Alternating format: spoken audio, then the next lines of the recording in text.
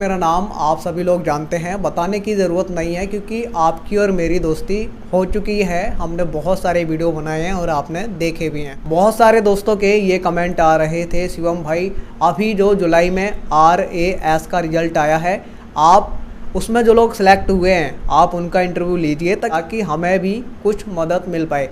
तो आज हमारे साथ मौजूद हैं बनवारी लाल बैरबा। इनका RAS में सिलेक्शन हुआ है और सबसे बड़ी बात है पहले ही प्रयास में यानी कि फर्स्ट अटेम्प्ट में इनको सफलता मिली है।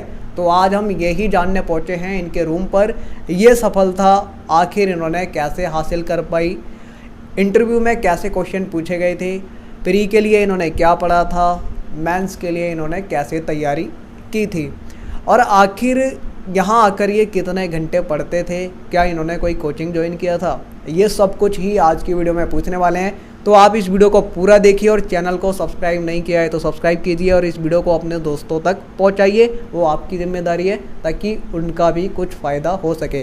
तो सबसे पहले मैं आपसे ये जानना चाहूँगा बनवारी भाई, आपने ये फर्स्ट अटैम्प्ट में ही ये सफलता हासिल कर ली। बहुत सारे दोस्त ऐसे हैं जो कई अटैम्प्ट दे चुके हैं, अभी तक उनका नहीं हुआ है, तो ये कैसे हो पाया पॉसिबल, कैसे संभव हो पाया?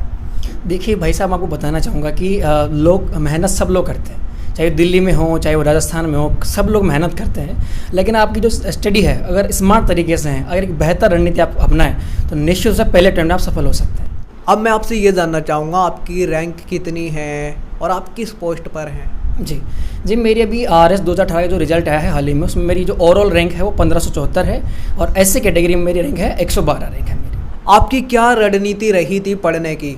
कितने घंटे आप लगभग यहाँ पे पढ़ते थे? क्या आप रिटर्न में लिखते थे? क्या ऑनलाइन पढ़ते थे? किस तरीके से पढ़ते थे? जी मैं पहले आपको बताना चाहूँगा कि मेरी फैमिली में और लगभग जो मेरे रिलेटिव है उसमें कोई भी सिविल सेवा में नहीं है और आगे पीछे किसी ने सोचा भी नहीं था। लेकिन अक्सर मुझे मेरे पापा बताया करते थे कि एक बार एक रिक्शा चालक के बेटे से हैं गोविंद जायसवाल जी, IAS बने थे 2006 में, तो वो मुझे उनके बारे में बताते थे। वहाँ से मुझे इंस्पिरेशन मिली थी कि मुझे भी सिविल सेवा में जाना है। तब से मैंने स्टार्टिंग से मैंने अपना गोल फिक्स कर रखा था। तो जैसे मेरा BSc हुआ 2017 में, उसके बाद मैं दिल्ली आ गया था यहाँ पे जून में। तो जून में फिर मैंने यहाँ पे कोचिंग ली, JS बारडा करके IAS है, वहाँ पे मैंने कोचिंग करी और फिर 2018 में इसका प्री हुआ, 5 अगस्त 2018 इसका प्री हुआ।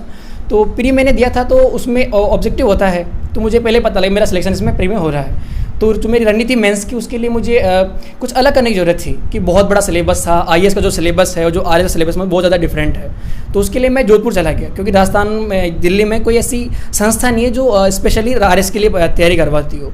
और उसमें जो रिटर्न वाला पोर्शन है उसमें ज़्यादा मेहनत करने की जरूरत होती है कि टेस्ट सीरीज आपको करनी है और कुछ पोर्शन अलग भी जो मैंने कभी पढ़े नहीं थे, तो उनके लिए मुझे जोधपुर जाना पड़ा। फिर जोधपुर में वहाँ मैंने टेस्ट सीरीज की उत्कर्ष कोचिंग से, और कोचिंग करने के बाद कुछ ऐसे सेगमेंट थे जो मैंने कभी पढ़े नहीं थे, उनकी मैंने वहाँ से उत्कर्ष से मैंने थोड़ी बहुत कोचिंग ली 6 दिन की।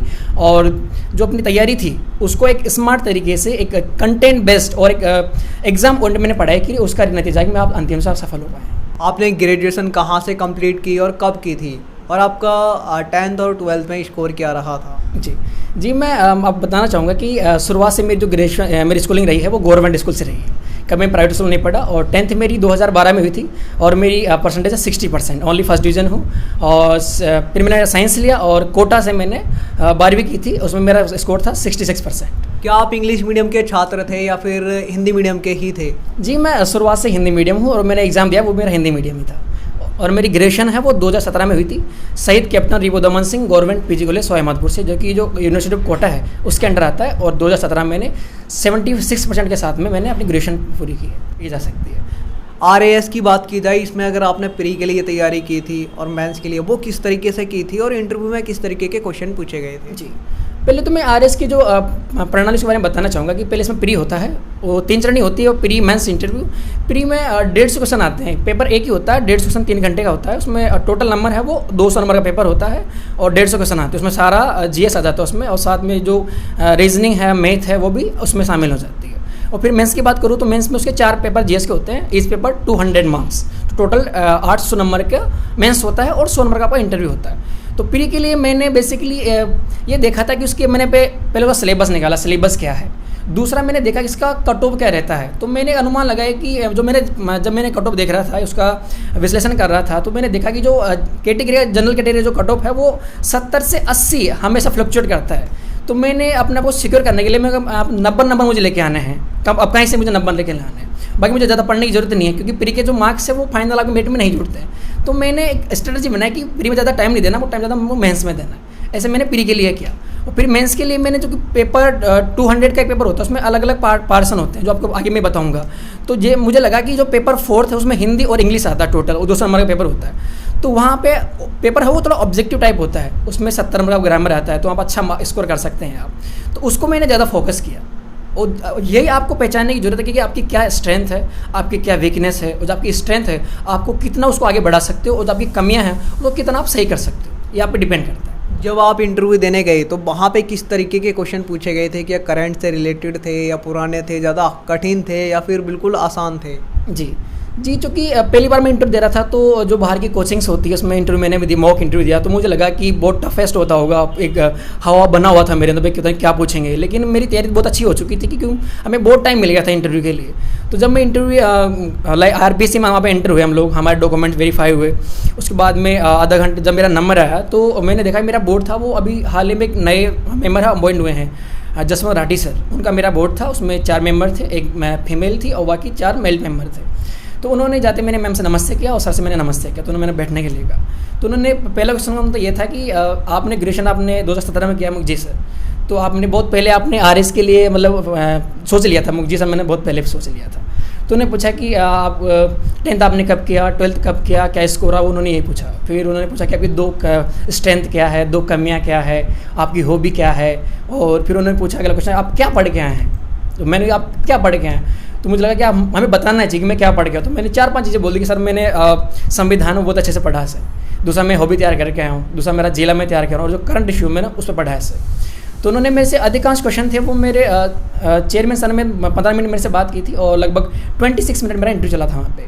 तो जो चेयरमैन सर ने उन्होंने संविधान संबंधित क्वेश्चन किए थे, जैसे स्पीकर कौन होता है, प्रोटेम स्पीकर कौन होता है, उनकी नियुक्ति कौन करता है, शपथ कौन दिलाता है, जो होता है ना महान्यायवादी, वो सदन के कार्य में भाग ले सकता है नहीं ले सकता है, मत दे सकता है नहीं दे सकता है।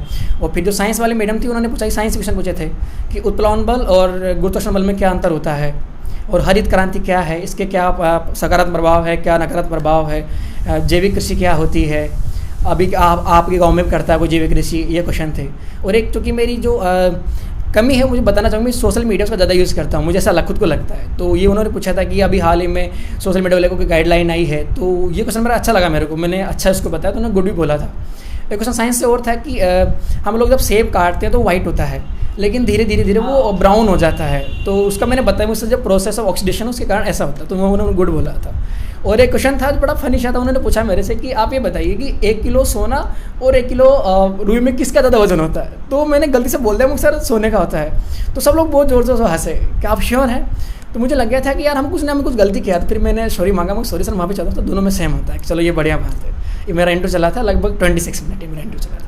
अब वहाँ पे बात की जाए, आपने बीच में बोला था कि डॉक्यूमेंट्री चेक होते हैं। बहुत सारे दोस्तों के क्वेश्चंस रहते हैं कि अगर हम इंटरव्यू में जाते हैं तो हमें कौन कौन से जो डॉक्यूमेंट्स हैं वो लेके जाने चाहिए, कौन कौन से डॉक्यूमेंट आप लेके गए थे वहाँ, किस तरीके से चेक होते हैं? जी, एक तो आपको पहले डेफ भरना होता है, जब आपका मेंस पास होता है तो उसमें आपको डेफ भरना होता है। तो जो भी आपने डॉक्यूमेंट डेफ में आपने उसमें मेंशन किया वो सारे आपको ओरिजिनल लेके जाने हैं। और उसके अलावा आपके पास आपके पास स्पेशल कोई सर्टिफिकेट जैसे NCC का है, NSS का है, कोई खेल कूद का है, तो उसको आप ले जा सकते हैं, जो भी आपके सामान है। अगर मान लो आप कोई भूल जाते हैं तो उसमें कोई दिक्कत नहीं है, आप उसको बाद में आराम से उसको आप बाद में जमा कर सकते हैं। तो उसके लिए आपको लोड लेने की बिल्कुल जरूरत नहीं है, आपको खूब कोऑपरेट करते हैं सारे लोग वहाँ पे। किसी भी तरह की दिक्कत क्या होती है कि वहाँ आप जाएँ तो अपने आप को आप मैनेज करें कि आपकी जो कोई भी आपकी एक्टिविटी आपको डिस्टर्ब कर सकती है। तो हर काम हम बड़ी सावधानी से करें। अगर मान लो कोई चीज़ भूल गए तो कोई दिक्कत नहीं, वो आपको बाद में आपको मौका देते हैं, आप बाद में जमा कर सकते हो। वहाँ पे फिर भी डॉक्यूमेंट में क्या क्या लेके गए थे? आधार कार्ड या 12th की मार्कशीट, ऐसे डॉक्यूमेंट बताइए। जी सर, जैसे मेरा 10th का मार्कशीट अब कंपल्सरी होता है, 10th 12th और ग्रेजुएशन की तीनों लेके जानी, first year, second year, final year, ये थी मेरा। और चूँकि मेरे पास कोई अलग एक्टिविटीज़ नहीं तो मैंने यही लेके गया था मैं। तो बाकी आधार कार्ड और कुछ नहीं चाहिए होता है, सिर्फ आपको जो एकेडमिक क्वालिफिकेशन है वही आप उससे मांगते हैं। जैसे आपने सर्टिफिकेट की बात की, जैसे अगर किसी के पास स्कूल लेवल का है, क्या वो लेके जाएगा या फिर राज्य स्तर का ज़रूरी होना है? स्टेट लेवल का हो या फिर नेशनल लेवल का हो, क्या स्कूल लेवल का भी चलेगा? नहीं, जो भी आपके पास अवेलेबल, चाहे स्कूल डिस्ट्रिक्ट लेवल का हो, चाहे वो स्टेट लेवल का हो, चाहे वो नेशनल लेवल का हो, चाहे NCC का हो, NSS का हो, या कोई भी आपने किसी मान लो कंपटीशन में भाग लिया, जैसे निबंध प्रतियोगिता में भाग लिया, आप डिस्ट्रिक्ट लेवल आपने फर्स्ट स्थान हासिल किया, तो उसको आप मेंशन कर सकते हैं उसमें बिल्कुल। इंटरव्यू लगभग कितने टाइम तक चला था, 20 मिनट या इससे ज़्यादा? जी मैंने बताया था कि मेरा 26 मिनट, चूँकि मैं बाहर गया तो स्टॉप वहाँ मोबाइल ले जा सकते हैं, तो मैंने स्टॉप वॉच लगा गया था मैं कि कितना मेरा चलता है, तो 26 मिनट मेरा इंटरव्यू चला था। जब इंटरव्यू देने जाते हैं तो किन किन बातों का ध्यान रखना चाहिए, अपना ड्रेसअप कैसे करना चाहिए, और जब फर्स्ट टाइम हम जाते हैं तो कैसा फील होता है? बिल्कुल, आपने बिल्कुल ये सही बात बताई कि कैसा ड्रेसअप करना चाहिए, क्योंकि मैं भी पहली बार दे रहा था तो मैं बहुत एक्साइटेड था कि क्या सिलाना है क्या नहीं सिलाना है। तो मतलब सिंपल जो मैंने पहन रखा, मैं यही पहन के गया था, बिल्कुल सिंपल था, और मैंने टाई लगाई थी क्योंकि पहली बार था तो बड़ा एक्साइटेड था, तो मैंने टाई लगाई थी। और जो आप कंफर्टेबल फील करें आपको वही पहनना है, लोग कुछ कहें उससे आपको कोई लेना देना नहीं, आप जो कंफर्टेबल हैं आप उसको 4-5 बार पहले पहन चुके हैं उसको ही आपको पहनना है। और फीलिंग की आपने बात की, जब आप अंदर जाते हैं तो बहुत अच्छा माहौल होता है वहाँ पे, सब लोग आपका सपोर्ट करते हैं। ऐसा नहीं कि आपको रोस्ट करने बैठे हैं, बिल्कुल नहीं, वो आप कोई गलती करते हैं आपको मौका दे सुधारने का, आपको मौका देते हैं कि आप गलती सुधारिए। बहुत सारे विद्यार्थी, छात्र और छात्राएं ऐसे हैं, स्टूडेंट, जो कहते हैं शिवम भाई हम RAS की तैयारी तो करना चाहते हैं, लेकिन हमें ये नहीं पता कि कहाँ से शुरुआत करें, कौन कौन सी किताबें पढ़ें। आप उसके बारे में ज़रा बताइए कि आप कौन कौन सी किताबें पढ़ते थे, क्योंकि आपने कोचिंग भी ज्वाइन किया था। एक तो कोचिंग वाले अपना मटेरियल देते हैं और कुछ हम बाहरी दुकानों से ख़रीद लेते हैं, तो हमें किस तरीके से और कौन सा पढ़ना चाहिए जिससे हमें सफलता अच्छे से मिल सके? जी सर, देखो भाई मैं आपको बताना चाहूँगा कि मैंने 2017 के मध्य में से मैंने कोचिंग शुरू किया और 2019 में मेरा मेंस लग गया था। तो उस दौरान मैंने कुछ नहीं पढ़ा, क्योंकि सब लोग बताइए NCERT में पढ़नी होती, तो भाई मैंने पूरा फोकस मेरा NCERT रखा। मैंने NCERT मैंने मोर देन 10 टाइम्स मैंने अपनी NCERT पढ़ी है। तो NCERT बेस्ट है आपका, NCERT आपका जो नॉलेज है वो आपका इनरिच करती है, उसके बाद आपकी जो नॉलेज है उसको अच्छा बनाती है, आपका जो नॉलेज है, आपकी जो लैंग्वेज है, क्योंकि लैंग्वेज का बहुत बड़ा रोल होता है आपके exam mains writing answer writing में, तो वो मैंने वहाँ से अडॉप्ट किया। दूसरा क्लास के नोट्स है वो उसको मैंने ज़्यादा नोट्स मैंने किए, और जो NCERT थी वहाँ से मैंने चीज़ों को अडॉप्ट करके वहाँ से लिया। और दूसरा जो करंट अफेयर्स है उसको मैंने अधिक से अधिक पढ़ा। अब बाकी रेफरेंस की आप बात कर रहे हैं, तो जब मैंने RS का मेंस दिया तो मैंने कोई रेफरेंस बुक पढ़ी नहीं थी बेसिकली, ये बिल्कुल सत्य बात है। मैंने ना लक्ष्मीकांत पढ़ी थी, ना मैंने स्पेक्ट्रम पढ़ी थी, ना मैंने रमेश सिंह पढ़ी थी, मैंने कोई बुक नहीं पढ़ी थी। सिर्फ NCERT और जो करंट जो चीज़ें थी वो मैंने पढ़ी थी, और जो राजस्थान है उसका इकोनॉमिक सर्वे और बजट वो मैंने देखा था बस। लेकिन जितने भी हम स्टूडेंट से मिलते हैं वो कहते हैं लक्ष्मीकांत पढ़ो, स्पेक्ट्रम पढ़ो। जी मेरे जो सोर्स वो लिमिटेड थे, लेकिन मैं उनको बार बार रिवाइज किया। और जो मेरा मेंस का जो सिलेबस था मैंने सिलेबस ध्यान में रखा, और जो उसका जो पॉइंट है हर पॉइंट मैंने कम से कम 100 वर्ड मेरे पास अपना नोट्स बना लिए थे, तो वही नोट्स मेरे बार मैंने रिविजन करे, उसका नतीजा है कि मैं सफल हो गया। पारिवारिक बैकग्राउंड कैसा है, माता पिता क्या करते हैं, और क्या कोई भाई बहन भी है परिवार में? जी हम लोग जॉइंट फैमिली से हूँ मैं। मेरे मम्मी पापा है जो कृषि करते हैं और मजदूरी दोनों करते हैं। मेरे मम्मी पापा मेरे ज़्यादा पढ़े लिखे नहीं है, 6ठी तक पढ़े हुए हैं। मेरी मामा बिल्कुल निरक्षर है, और मेरी फैमिली हम लोग 8 बहन भाई हैं, सबसे छोटा मैं हूँ। बाकी सारे भाई काम करते हैं कि भैया टीचर हैं, तो वही हमेशा मेरे साथ रहे हैं, और उनका बहुत बड़ा योगदान रहा मेरी सफलता में, खासकर मेरे मम्मी और पापा मेरे भैया। आप सबसे छोटे हैं और आपको भी सफलता मिल गई, ये खुशी की बात है। लेकिन दोस्तों अभी भी बनवारी भाई रुके नहीं है, अभी भी UPSC की तैयारी कर रहे हैं, और हमारी पूरी शुभकामना है कि ये UPSC भी क्लियर करेंगे। और सबसे बड़ी चीज़ ये भी है कि आपके रूम में हम वो चीज़ें नहीं देख रहे हैं जो अन्य स्टूडेंट के वहाँ देखते हैं, बड़ा बड़ा मैप, मानचित्र और बहुत सारी चीज़ें, एक्टिविटी नोटपैड पे लिख के लगाना। आपके रूम में केवल एक ही MS धोनी जी का ये पोस्टर लगा हुआ है, ये आपने क्यों लगा रखा है, और किसी का तो है नहीं? जी मैं चाहता हूँ कि हम जो पढ़ाई कर रहे होते हैं तो हमारी जो टेबल है उस पर चीज़ें होनी चाहिए। आप यहाँ पे रेस्ट भी करते हैं, आप सोते भी हैं, तो जब आप सोएं तो आपका जो माइंड बिल्कुल रिलैक्स हो। आपको ज़्यादा पढ़ाई नहीं करनी है, आपको लिमिटेड पढ़ना है। इसलिए मैंने बिल्कुल नहीं लगा था। जो मैप है, अगर मुझे ज्योग्राफी पढ़नी है तो मैं जो अपना एटलस है उसको मैं टेबल पर रखता हूँ। अब मान लो कोई चीज़ देखनी है तो एटलस खोल के मैं देख लेता हूँ, लेकिन ऐसा नहीं वो लगा हुआ तो मैं उसको खड़ा होकर देखूंगा भी नहीं, ठीक है। तो इसलिए मैंने उसको अवॉइड किया। और तो आपने बात बताई कि MS धोनी फोटो क्यों लगा रखा है, तो बेसिकली मेरा आइडियल है वो MS धोनी है जी, इसलिए मैंने उनका फोटो लगा रखा है।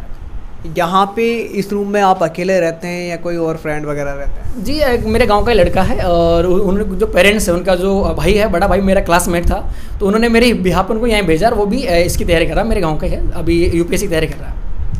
क्या आपको लगता है कि जो RAS है इसको घर से ही निकाला जा सकता है बिना यहाँ मुखर्जी नगर आए, क्योंकि आप मुखर्जी नगर से काफ़ी दूर रहते हैं? एक और क्वेश्चन मेरा आपसे है, क्योंकि ज़्यादातर स्टूडेंट हैं मुखर्जी नगर, नेहरू विहार में रहते हैं या फिर उसके आसपास के एरिया में रहते हैं, और आप काफ़ी दूर हैं वजीराबाद में। यहाँ आने की क्या वजह है, क्या रीज़न है, इतना दूर क्यों रहते हैं आप? क्योंकि कोचिंग एरिया सारा का सारा उधर ही है। जी इसके कई कारण हैं। जैसे पहला कारण तो मैं बताना चाहूँगी, इसका जो आर्थिक कारण वो बड़ा महत्वपूर्ण है कि वहाँ पे जो रूम है वो बहुत एक्सपेंसिव है। इवन मेरा जो पहले रूम तो 10,000 में था और यहाँ मेरा जो रूम है वो 5,000 में, मतलब आधा हो गया है। दूसरा है कि वहाँ पे जो लाइब्रेरीज़ हैं वो थोड़ी वो भी एक्सपेंसिव है, वहाँ पे ज़्यादा लगता है, यहाँ इतना नहीं लगता है। दूसरा वहाँ पे जो रूम है वो इतना अच्छा नहीं है, यहाँ रूम एकदम अच्छा है और माहौल एकदम बिल्कुल शांत है। वहाँ पे जो लेट नाइट तक बहुत ज़्यादा शोर भी होता है, तो इसलिए मैंने प्रेफरेंस किया इस चीज़ को। बनवारी भाई, आपकी हॉबी क्या है? आपको क्या बेहद पसंद है? आप टीचिंग करना चाहते हैं या फिर जो भी आपको पसंद है बताइए, आपकी हॉबी क्या है? जी, मुझे बहुत सारे एक्टिविटी करना अच्छा लगता है, लेकिन जो मेरी हॉबी है वो एक क्रिकेट खेलना है और दूसरा जो योग प्रैक्टिस करना है वो मेरी हॉबी है। अच्छा, आप योग भी करते हैं, इसलिए कोने में मैट भी रखा हुआ है। सुबह सुबह डेली करते हैं या शाम को भी करते हैं? जी, कुछ दिनों अभी थोड़ा दिन अभी मैं नहीं कर रहा हूँ क्योंकि बारिश का मौसम है तो पार्क में पानी वानी हो जाता है, लेकिन मैं प्रैक्टिस डेली सुबह जल्दी करता हूँ। आपकी टेबल पे अगर देखिए तो कुछ बुक्स रखी हुई हैं, कौन कौन सी बुक्स हैं, क्या हैं ये? सर, मैं पहले आपके जो दर्शक हैं उनको जो मेरी स्ट्रेटजी वो मैं बताना चाहूँगा कि आपको करना क्या है बेसिकली। हाँ। और एक क्वेश्चन बच्चों का होता है कि आप कितने घंटे पढ़े हैं। हाँ। तो पहला मेरा है कि आप कोई भी एग्जाम की तैयारी करो, चाहे वो RS हो, चाहे वो आपका UPPCS हो, चाहे आपका MPPC हो, चाहे UPSC हो। पहला वो काम करना, जो सिलेबस है वो आपको अच्छे तरीके से पता होना चाहिए कि आपको इवन याद होना चाहिए आपको, भाई सिलेबस में पहले पेपर में क्या है, सेकंड में क्या है, कौन सा पॉइंट है, हर पॉइंट आपको याद होना चाहिए। दूसरा, आपको जो काम करना है, जो प्रीवियस क्वेश्चन बैंक है उसको अच्छे तरीके से आपको स्टडी करना है। आप मानेंगे नहीं, मैंने जब मेरा रिजल्ट आ गया था तो मेंस के रिजल्ट के बाद मैंने 1 महीने सिर्फ और सिर्फ मैंने पेपर को स्टडी किया था मैं। तो आपको पेपर को स्टडी करना है कि क्वेश्चन कहाँ से पूछ रहे हैं, डायरेक्ट पूछ रहे हैं, घुमा के पूछ रहे हैं, इसका लेवल क्या है, वो आपको तीसरा करना है। तीसरा आपको काम करना है कि आपका कट ऑफ क्या रहता है। जैसे मान लो मेरी किस SC कैटेगरी है तो उसके अकॉर्डिंग मैंने अपना कट ऑफ मैंने किया कि मेरा जो कट ऑफ है RS की बात बताऊँ तो उसका कट ऑफ 290 से 310 के बीच में फ्लक्चुएट करता है। तो वो आप देखिए आप पहले, तो मैंने ये किया कि मुझे यह नंबर लेके आने हैं। चौथा फिर बात उसमें ये आएगा कि आपकी जो स्ट्रेंथ क्या है और आपकी वीकनेस क्या है। जैसे मेरी पॉलिटी मुझे अच्छी लगती है, हिंदी इंग्लिश में पढ़ लेता हूँ और जो हिस्ट्री मुझे अच्छा लगता है, तो जो आपको अच्छा उसको और अच्छा बनाइए आप। और जब आपकी जो मान लो कोई किसी को होता है कि जो IRO थोड़ा इतना अच्छा नहीं लगता है तो थोड़ा उसको ठीक कर लीजिए, आपको ये करना है। जो अंतिम क्वेश्चन बताना चाहूँगा कि आपकी जो तैयारी होनी चाहिए वो एग्जाम ओरिएंटेड होनी चाहिए। और आप ये मैटर नहीं करता आप कितने घंटे पढ़ते हैं, मैटर ये करता कि आप कितने कंटेंट पढ़ते हैं। जैसे मैं आपकी जो ये मेरी डायरी आपको दिखाना चाहूँगी, मेरी डायरी है। सुबह उठते मैं इसमें अपना टारगेट फिक्स करता हूँ कि मुझे आज क्या पढ़ना है, ये फिक्स नहीं करता कितने घंटे पढ़ना है। जैसे मैं आपको बताना था कि आज का जो मेरा है ये 7 अगस्त का है। आप भाई को आपको पढ़ के सुनाएंगे मुझे क्या क्या पढ़ना है, आप पढ़ के सुनाइए मैंने क्या क्या पढ़ना है आज। दोस्तों, इन्होंने इसमें लिखा हुआ है कि इनको साइंस एंड टेक का पढ़ना है, ठीक है। इन्होंने टॉपिक भी लिख रखा है, मैं आपको बिल्कुल पास आके दिखा देता हूँ और आप उसमें बिल्कुल देख भी पाएंगे कि इन्होंने क्या लिखा है। दोस्तों, यहाँ सारे जो है मैं आपको कैमरे पे बिल्कुल ला के दिखाई देता हूँ। ये आप देख सकते हैं, जो भी ये पढ़ते हैं डेली की अपनी डायरी बनाते हैं इस तरीके से। देखो, आज 7 अगस्त है, पूरे टॉपिक बिल्कुल साफ साफ आपको दिखाई दे रहे हैं। तो इस तरीके से पढ़ाई होती है। इन्होंने इस तरीके से पढ़ाई की है बनवारी भाई ने। अब इनके पास ही चलते हैं और इसके बारे में इनसे पूछते हैं। मैंने सारे दिखा दिए हैं, अब इसके बारे में और भी बुक्स हैं उसके बारे में बताइए। जी, देखो पहले तो मैंने NCERT आपको बेसिक्स, अगर आप शुरुआत कर रहे हो चाहे आप कहीं से, आपको NCERT पढ़नी चाहिए।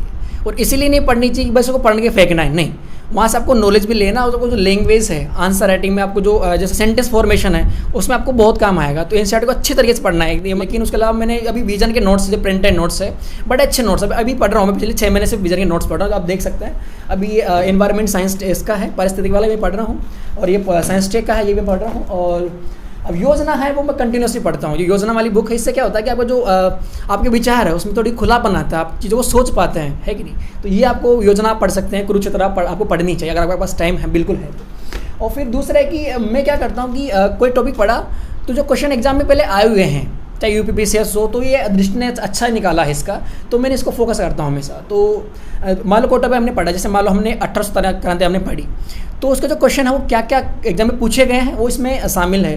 तो यहाँ से आप उसको देख सकते हैं और अपने जो आपने क्या पढ़ा है उसका जो मूल्यांकन है उसके आधार पर आप कर सकते हो। आप देखो, आप लक्ष्मीकांत देखिए, आप ये अब देखो, आप इसमें खोल कर देखोगे तो कितनी बार मैंने इसको पढ़ा, देख लीजिए बहुत ज़्यादा, ठीक है ना। मैंने इसको कम से कम मोर देन 20 टाइम मैंने इसको पढ़ चुका हूँ। इसमें आपने अंडरलाइन कर करके पढ़ा है। मैं हमेशा मेरा पढ़ने का आप देख सकते हैं कि मैं जब पढ़ता हूँ तो उसका अंडरलाइन ही करता हूँ, देख लीजिए आप कहीं भी देखो मेरा अंडरलाइन हमेशा दिखता है।